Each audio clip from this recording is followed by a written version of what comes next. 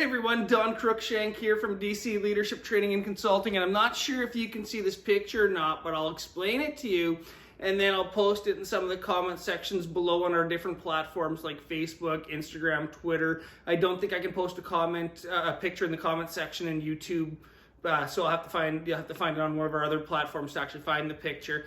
But if you look at the picture real close, this is a team strengths wheel, okay?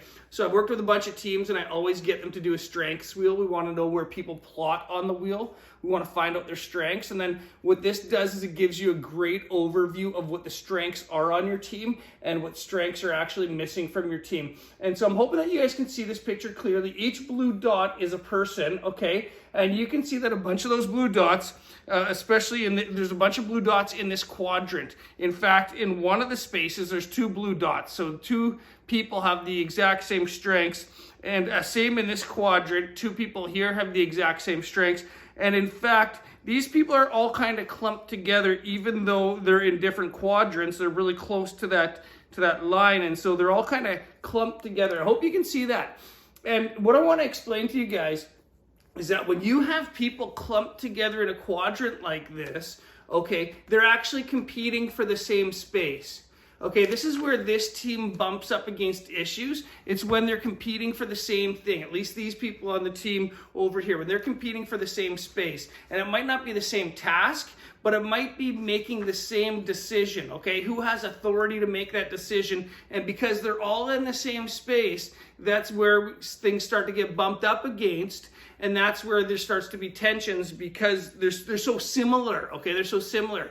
And it's like playing over each other. Maybe like the music analogy, and these people can have a tendency to, and they're not trying to do it, but they're playing over each other, okay? If you're musical, you would know that term, and I hope that I'm using it right because I'm not really musical, but I've heard it before, and I think it applies here, right? And that could be like a guitar player. When a guitar player plays over everybody, right? The guitar player is playing in this area of the scales and playing in this area of the scales. The guitar player is playing where the bass should be playing. Then the guitar is playing where the guitar should be playing. Then the guitar is playing where the keys should be playing. Keys are another one that can do this. Keys or piano, they can play over other people. They can play over the bass. They can play over the guitar. Singers, on the other hand, have a hard time playing over each other. The way that they would play over each other is if they're not giving space when it's a solo. But on some of those different instruments, they can play over each other. They can play in each other's space. They can take up the space that wasn't meant for them. And that's what happens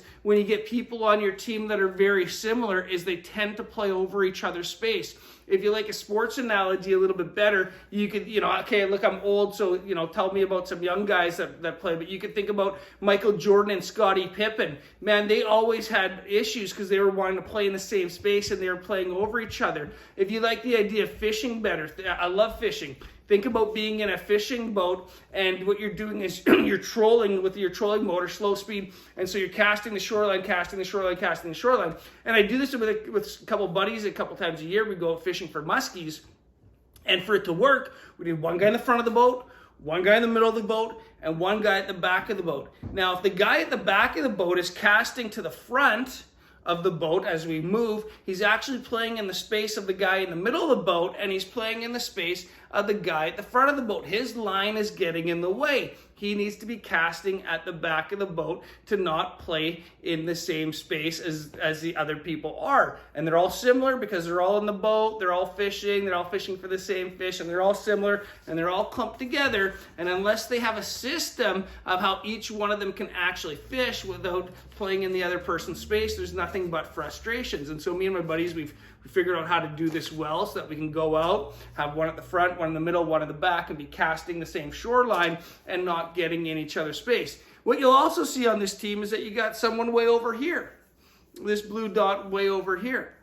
And so where they're going to bump up against this team is they're always pushing the envelope, trying to get the team to move. See, because on the bottom here, what you have is people-oriented, and over here, slower processed. So you can see this team has a lot of slow processors, okay? And what the slow processors do is they process slowly because they're processing deeply. So it's not wrong, but this person over here, they process fast, but they don't process as deep. And so you need both of that on a team. You can see that the team is missing some people, though, that should be on the team to help it make it more well-rounded. Well-rounded teams are not made up of well-rounded individuals. Well-rounded teams are made up of individuals with complementary strengths.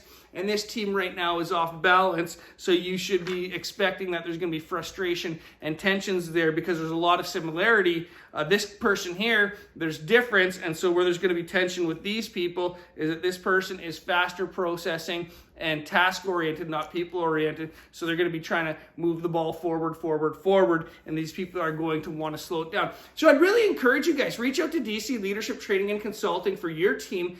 Do a team strengths wheel, okay? I'll lead you through it. I'll lead you through some debriefing sessions so you can see who's on your team. Also, maybe you're in the spot of recruiting. You're recruiting for your team. You're hiring. Maybe you're hiring somebody for your executive team. Maybe you're hiring somebody for your board. Maybe you're hiring somebody that's going to join your team, and you want somebody that has complementary but different strengths. They have all the proficiencies that you need, but you want to have a well-rounded team. We can help make sure that your top candidates actually fill in some of the voids that are missing. So like with this team, for an example, if they were to hire somebody, I would strongly encourage this team that they need to be hiring somebody that's not here. Like even if one of their top applicants was here, I would strongly encourage that team to look at a different top applicant because there's already too many people fighting for that space, but there's nobody here, here, and here, so some of these strengths are missing.